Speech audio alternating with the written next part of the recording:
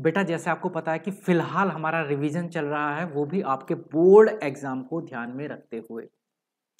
तो आज की क्लास की हम बात कर लेते हैं। आज की क्लास में लोग रिवीजन करेंगे जो आपका बड़ा ही इंपॉर्टेंट चैप्टर है, और चैप्टर का नाम बेटा आपके पास क्या है? चैप्टर का नाम है विनिमय विपत्र, यानी कि जिसे हम इंग्लिश में बोलते हैं बिल ऑफ एक्सचेंज।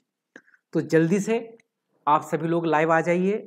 बहुत सारे स्टूडेंट लाइव आ चुके हैं, और अब तक अगर हम बात करें अब तक के रिवीजन की, अब तक के चैप्टर्स में हम किन किन चैप्टर्स का रिवीजन कर चुके हैं अब तक की क्लास में, तो बेटा हमारा रिवीजन हो चुका है। बैंकिंग कंप्लीट हम कर चुके हैं, चाहे उसमें वाणिज्य बैंक हो, चाहे उसके अंदर हमारे पास जो केंद्रीय बैंक है, ये हम कंप्लीट पार्ट कर चुके हैं। और इससे पहली वाली क्लास में बेटा हम लोगों ने बीजक की 2 क्लास ली थी, यानी कि बीजक क्या होता है और बीजक कैसे बनाया जाता है, ये भी हमारी क्लास कंप्लीट हो चुकी है। और आज की जो क्लास है बेटा मैं उसमें आपको कराऊंगा विनिमय विपत्र के बारे में। और विनिमय विपत्र की अगर बात करें तो इसका जो मोस्ट इंपॉर्टेंट पार्ट है वो है इसका थ्योरी पोर्शन, यानी कि इस चैप्टर में से थ्योरी में से आपसे प्रश्न पूछा जाता है कि विनिमय विपत्र क्या होता है, और बाकी जो इसके इंपॉर्टेंट क्वेश्चन बनते हैं उनके बारे में हम पूरी चर्चा करेंगे। यानी कि सर आपकी फोटो नहीं दिख रही है बेटा, क्या आप सभी बच्चों मेरी वीडियो नहीं आ रही है? भाई मेरे प्यारे बच्चों, क्या आपको मेरी वीडियो मेरी ऑडियो यानी कि वॉइस और फोटो दोनों क्लियर हैं? चलिएगा, ओके ओके बेटा, ओके है ना बेटा। जिसे थोड़ी प्रॉब्लम अगर ऐसा फेस हो रही है तो एक बार क्या करिए बेटा, क्लास को बंद करके दोबारा से क्लास स्टार्ट कर ले, सब कुछ क्लियर आ जाएगा। चलिएगा, तो बिना समय को वेस्ट किए स्टार्ट करते हैं आज की क्लास, जिसका नाम है विनिमय विपत्र यानी कि बिल ऑफ एक्सचेंज। और इसमें हम बातें करेंगे एक एक करके, सारी चर्चाएं करेंगे बेटा सारी। चलिएगा, सबसे पहले बिल ऑफ एक्सचेंज की क्या जरूरत है, क्यों ये बिल ऑफ एक्सचेंज यानी कि विनिमय विपत्र आया, इसके कितने पक्षकार हैं, प्रतिज्ञा पत्र से ये कैसे अलग होता है, चेक से कैसे अलग होता है, सारी चर्चाएं करेंगे। मतलब आज हम इस चैप्टर को खत्म कर देंगे यहीं के यहीं पर। तो इसके लिए आपको ध्यान से बेटा मेरी बातों को सुनना होगा। सबसे पहली चीज विनिमय विपत्र की थोड़ी चर्चा करते हैं बेटा, होता क्या है। बहुत ध्यान से इसके पहले बेसिक्स को समझना, उसके बाद हम इसकी आगे करके चर्चा करेंगे। पहले मैं थोड़े बेसिक्स पर लेकर आता हूं, उसे लाते लाते लाते एडवांस, और इसका हम क्या करेंगे, इसे फिनिश कर देंगे। देखो ध्यान से समझना, एक ए नाम का पर्सन है, एक बी नाम का पर्सन है। ये ए नाम का व्यक्ति बी नाम के व्यक्ति को उधार में, कैसे बेटा, उधार में 5,000 रुपए का सामान बेचता है। ए ने बी नाम के व्यक्ति को 5,000 रुपए का उधार में सामान बेचा। ठीक है, कोई बात नहीं। बी ने कहा भैया मैं आपको पैसे दे दूंगा 3 महीने के बाद।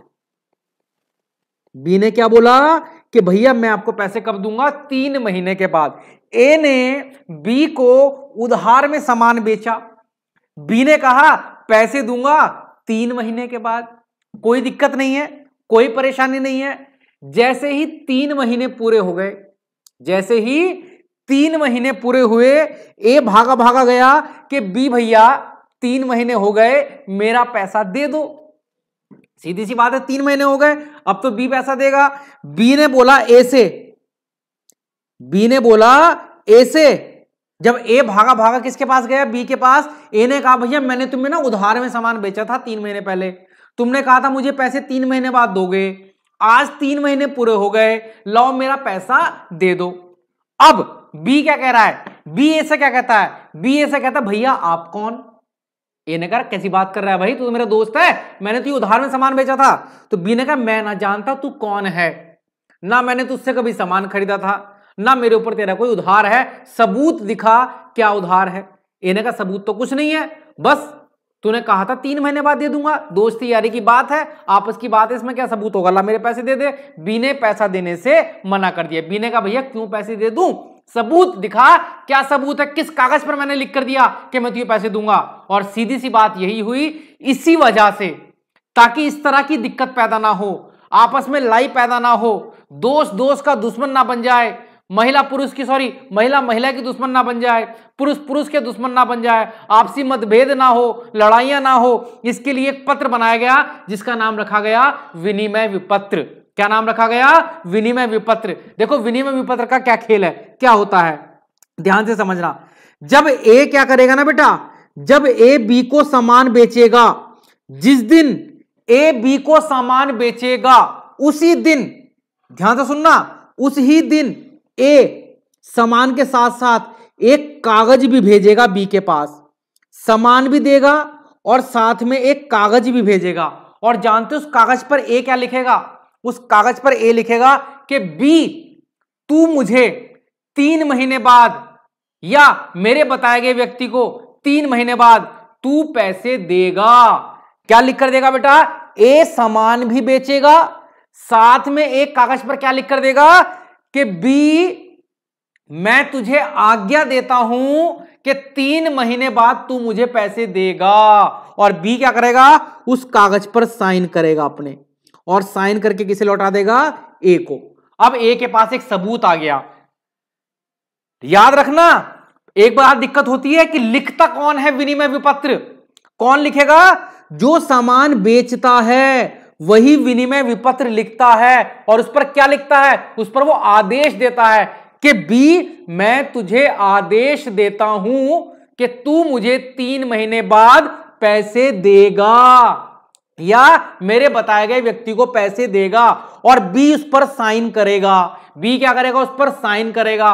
और साइन करने को हम बोलते हैं स्वीकार करना। पेपर में सारी बातें जब हम मजाक कर रहा हूं ना बेटा, आपको लग रहा है सर तो कहानी सुना रहे हैं, ये सारे टर्म आएंगे पेपर के अंदर, ये सबका मीनिंग है। मजाक कुछ नहीं कर रहा हूं बेटा, मैं कहानी नहीं सुना रहा। मैं तुम्हारी दादी नहीं हूं कि तुम्हारी कहानी सुनाऊंगा यहां पर बैठकर कि दादी अम्मा बेटा लिहाफ में बैठ गई और तुम्हें बचपन की कहानी सुना रही है अपने। ठीक है, मैं तो आपके दादाजी ऐसे थे तो वाली कहानी नहीं सुना रहा बेटा, मैं पढ़ाई वाली कहानी सुना रहा हूं। तो समझ लेना, लिखता कौन है?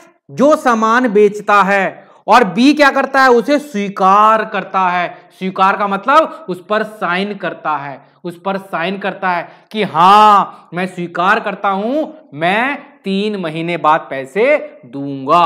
इतनी बात समझे कि नहीं समझे? समझे कि नहीं समझे? अब ये तो हुई बेटा विनिमय विपत्र की चर्चा। आपको देखो थोड़ा सा एक नमूना भी दिखाता हूं विनिमय विपत्र का। एक नमूना देखते हैं बेटा, ये है विनिमय विपत्र का एक नमूना। देखो ध्यान से नमूना दिखा रहा हूं बेटा मैं आपको, कैसे लिखा होता है विनिमय विपत्र। लिखा है, आज से 3 महीने पश्चात रामलाल को अथवा उसके आदेशित व्यक्ति को अथवा वाहक को 3,000 रुपए दे देना। क्या लिखा बेटा उसने? कि आज से 3 महीने पश्चात रामलाल, उसका खुद का नाम होगा, रामलाल को, वो ये तो लिखा ना मुझे, यहां क्या लिखेगा? रामलाल को या उसके आदेशित, जिसने आदेश दिया होगा उस आदेशित व्यक्ति को 3,000 रुपए दे देना, जिसका प्रतिफल मिल चुका है। प्रतिफल का मतलब जिसके बदले में तुम्हें सामान दे चुका हूं। और नीचे देखो राम प्रसाद, ये सब कुछ लिख दिया बेटा उसने। बाकी हल्का सा नमूना मैंने आपको बता दिया। इस तरह से विनिमय विपत्र होता है। अब प्रश्न में के अंदर 3 बातें आती हैं। पहला बड़ा इंपॉर्टेंट प्रश्न बनता है कि विनिमय विपत्र में कितने पक्षकार होते हैं। पेपर में कई बार पूछ लिया विनिमय विपत्र में कितने पक्षकार होते हैं। पक्ष का मतलब कितनी पार्टी शामिल होती हैं। कुछ लोगों को लगता है 2 होते हैं, एक जो पैसा देगा, एक जो पैसा लेगा। नहीं बेटा, याद रखना पेपर में प्रश्न आएगा विनिमय विपत्र में कितने पक्षकार हैं। तो लिखो कॉपी पर, लिखो जोर से, फाड़ दो पेपर, लिख दो विनिमय विपत्र में 3 पक्षकार होते हैं। विनिमय विपत्र में 3 पक्षकार होते हैं। 3 कौन कौन भैया? क्या होगा सर 3 कौन कौन? तो सुन लो बेटा, विनिमय विपत्र में कितने पक्षकार हैं? 3 पक्षकार। कहोगे सर कैसे? एक का नाम होता है लेखक, एक का नाम होता है स्वीकारकर्ता, एक का नाम होता है प्राप्तकर्ता।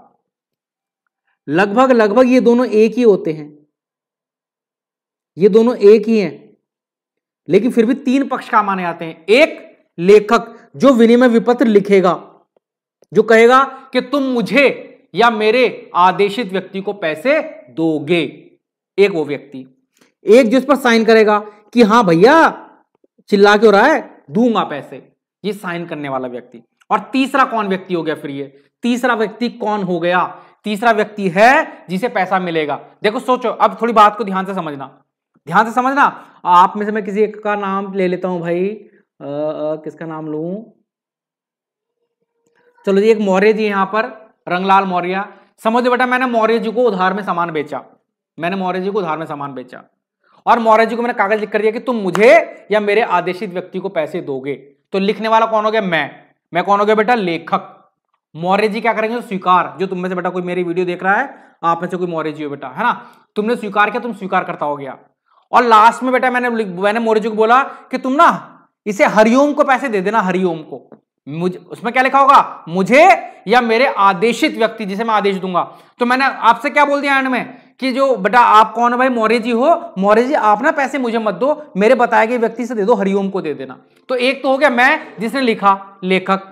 एक हो गया मौर्य जी जो स्वीकार करेंगे। एक हरिओम जिसे मैं पैसे दिलवा रहा हूं कि मेरे बिल के पैसे ना इसे दे देना हरिओम को। एक कौन हो गया? प्राप्तकर्ता। तो कितने व्यक्ति हो गए? 3 व्यक्ति हो गए। एक लिखने वाला, वैसे वास्तव में इसी को पैसा मिलना था, एक स्वीकारकर्ता और एक प्राप्तकर्ता। कभी कभी बेटा मैं पैसा खुद ले सकता हूं तो मैं ही लेखक हूं, मैं ही प्राप्त करता हूं। कभी कभी बेटा मैं पैसा किसी और को दिलवा सकता हूं तो लेखक मैं हो गया, प्राप्तकर्ता कोई और हो गया। तो नॉर्मली बेटा 3 पार्टी मानी जाती है, एक लेखक, एक स्वीकारकर्ता, एक प्राप्तकर्ता। तो जोर से बोलो, जय माता दी, नहीं जोर से बोलो, कितने लोग हैं बेटा? कितने लोग होते हैं भाई? कितने लोग होते हैं विनिमय पत्र में? 3 लोग, लेखक, स्वीकारकर्ता, प्राप्तकर्ता। लेखक, स्वीकारकर्ता, प्राप्तकर्ता, लेखक, स्वीकारकर्ता और प्राप्तकर्ता। कितने होते हैं बेटा? 3, लेखक, स्वीकारकर्ता और प्राप्तकर्ता। अगर ये प्रश्न याद हुआ है तो जोर से बोलो हाँ जी सर हमें याद हो गया। चलो जी, 3 व्यक्ति समझ गए आप? हाँ जी सर समझ गए। नमूना समझ गए आप? हाँ जी सर समझ गए। अब एक बड़ी इंपॉर्टेंट चीज जो मैं आपको समझाने वाला हूं वो बहुत ध्यान से समझना, उसके बाद थोड़ी सी और चर्चाएं करेंगे। चलो वो अगली क्लास में समझाऊंगा, अभी मैं आपको कुछ चीजें और बता रहा हूं, वो वाली नहीं समझा रहा जो समझाने वाला था।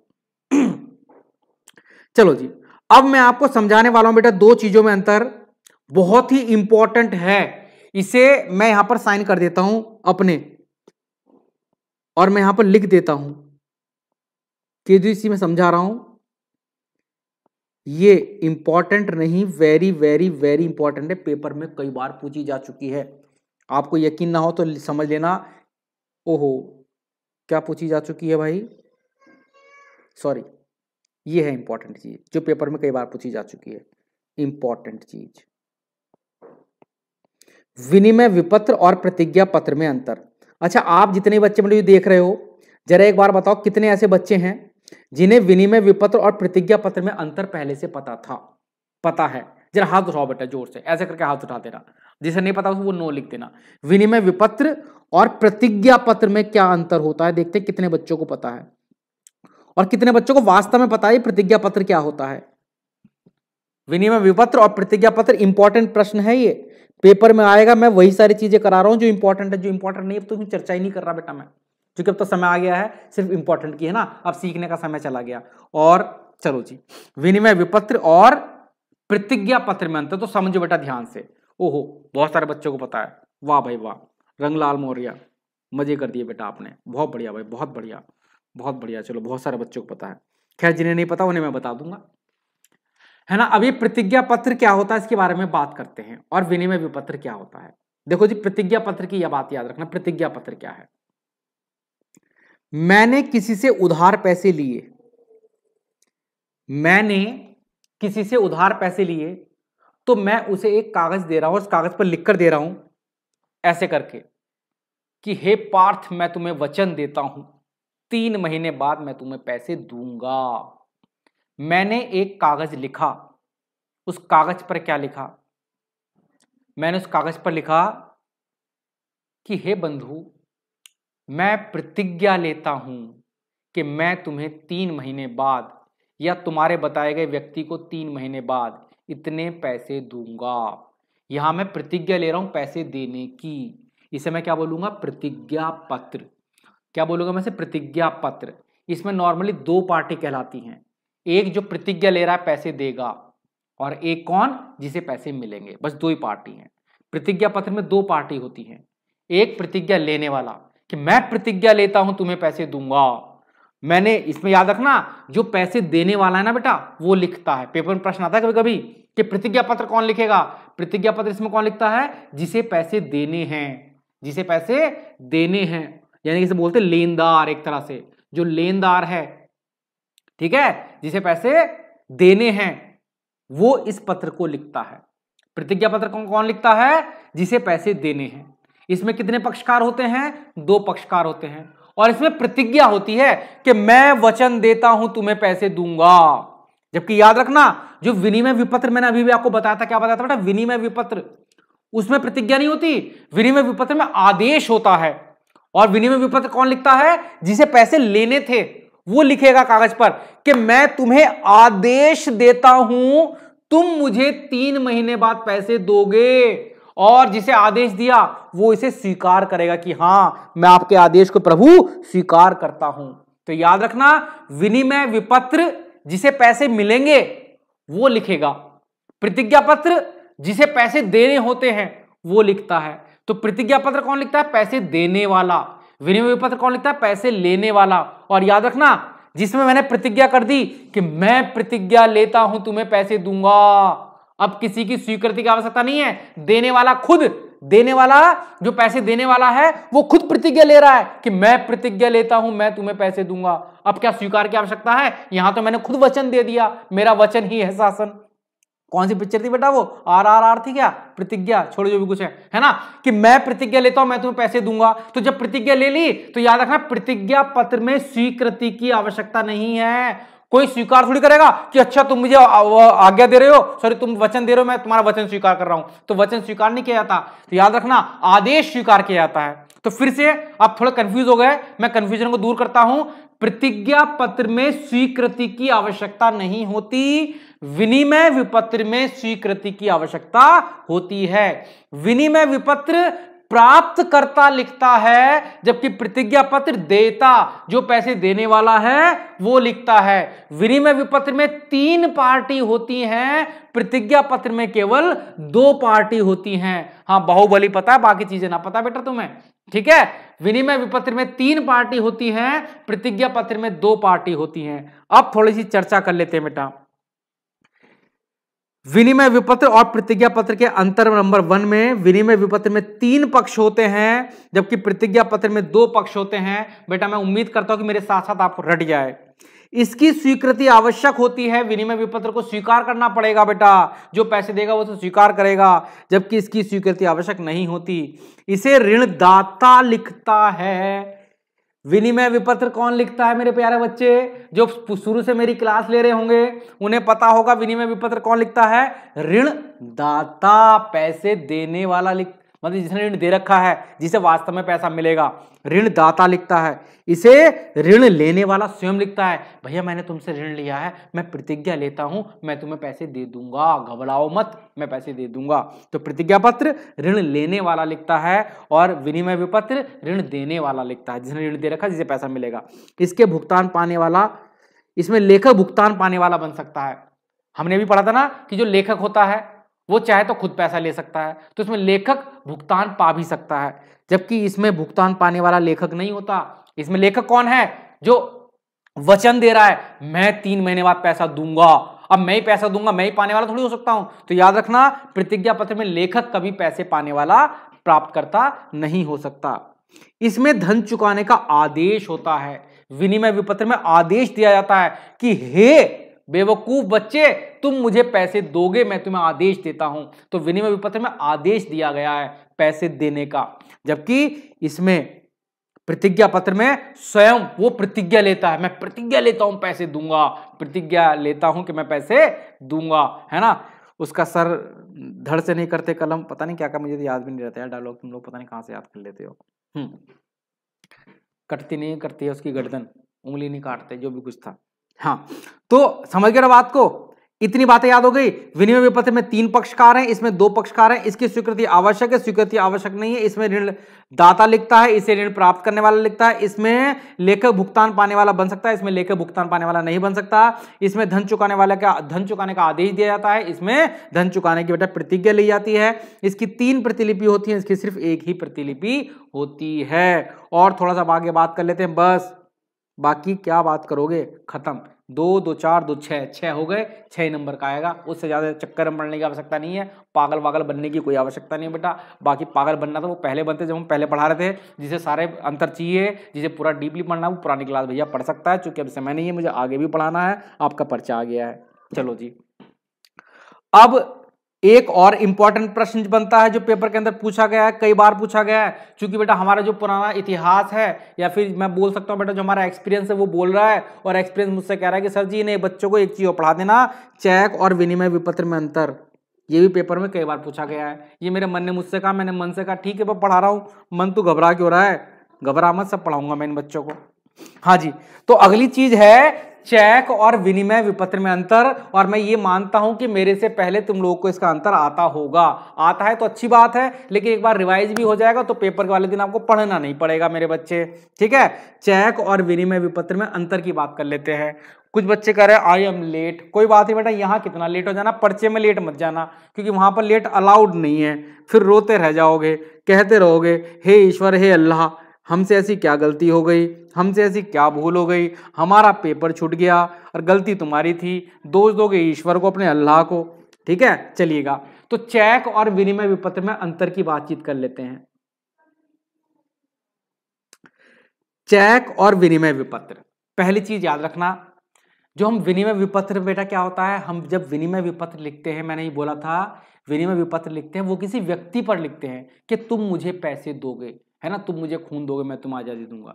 तो याद रखना विनिमय विपत्र किसी व्यक्ति पर लिखा जाता है कि ये लालू मुझे पैसे देगा, ये भालू मुझे पैसे देगा, ये सोनू मुझे पैसे देगा, ये मोनू मुझे पैसे देगा, ये राहिद मुझे पैसे देगा, ये अब्दुल मुझे पैसे देगा। तो विनिमय विपत्र किसी व्यक्ति पर लिखा जाता है, जबकि चेक किसी बैंक पर लिखा जाता है।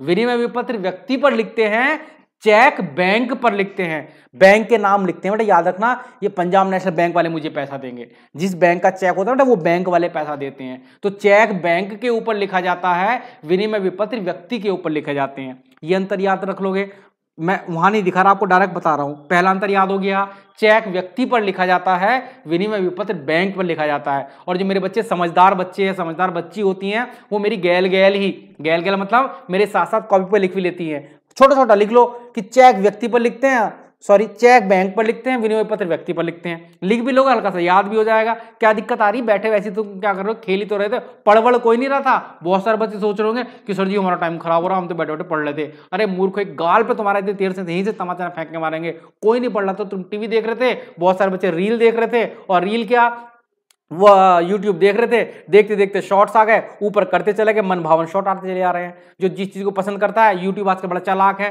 ना, इसमें आर्टिफिशियल इंटेलिजेंस होता है। आर्टिफिशियल इंटेलिजेंस का मतलब क्या होता है, आप YouTube में एक बार 2-4 अपनी इच्छा की चीजें लिख दो। इच्छा का मतलब जो तुम देखना पसंद करते हो, बस 2-3 बार ही लिखना इच्छा से, फिर तो YouTube वाले समझ जाएंगे कि ये पापी है, इसे ये चीज पसंद है, या इसे कि ये शौक है, तो वही चीज आपको दिखाते रहेंगे, वही चीज दिखाते रहेंगे। लड़की लिख ले कौन सी लिपस्टिक अच्छी है, बस एक दिन लिखना है।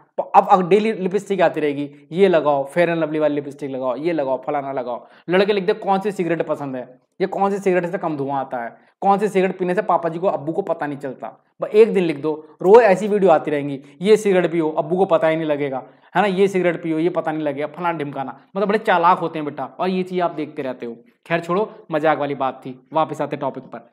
चेक बैंक पर लिखा जाता है, चेक बैंक पर लिखा जाता है, जबकि विनिमय विपत्र व्यक्तियों पर लिखा जाता है, पहली चीज।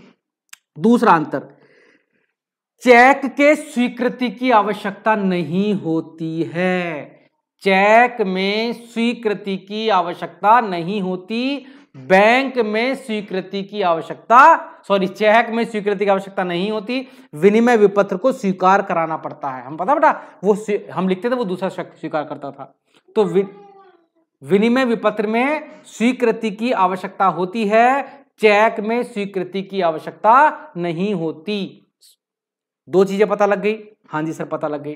तीसरा, विनिमय विपत्र सॉरी चेक केवल वही व्यक्ति लिख सकता है जिसका बैंक में खाता होता है, यानी कि चेक केवल खाता धारक ही लिख सकता है, चेक केवल खाता धारक ही लिख सकता है। चेक कौन लिखता है बेटा, जिसका बैंक में खाता होता है। चेक कौन लिखता है भैया, जिसका बैंक में खाता होता है। जिसका बैंक में खाता नहीं है वो चेक नहीं लिखता, ठीक है, याद रखना। तो चेक खाता धारक लिख सकता है, विनिमय विपत्र बिना खाता धारक भी लिख सकता है। विनिमय विपत्र कोई भी व्यक्ति लिख सकता है बेटा। 3 अंतर सॉरी पता लग गए, हाँ जी सर पता लग गए 3 अंतर। अंतर नंबर 4, अंतर नंबर 4, चौथा अंतर क्या है, चलो आप मुझे खुद बताओ बेटा, चौथा अंतर और क्या है। चलो जी मैं आपको पहले बताता हूं बेटा, तब तक आप कुछ और अंतर मुझे बता देना। हाँ जी बेटा, कि जो आपके पास चेक होता है, क्या होता है बेटा आपके पास? चेक होता है। चेक में कोई भी, बेटा आपको मैं थोड़ी सी बात बताता हूं, एक बिल ऑफ एक्सचेंज में जब हम पढ़ेंगे विनिमय विपत्र,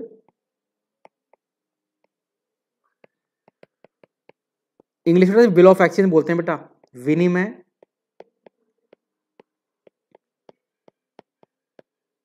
विपत्र।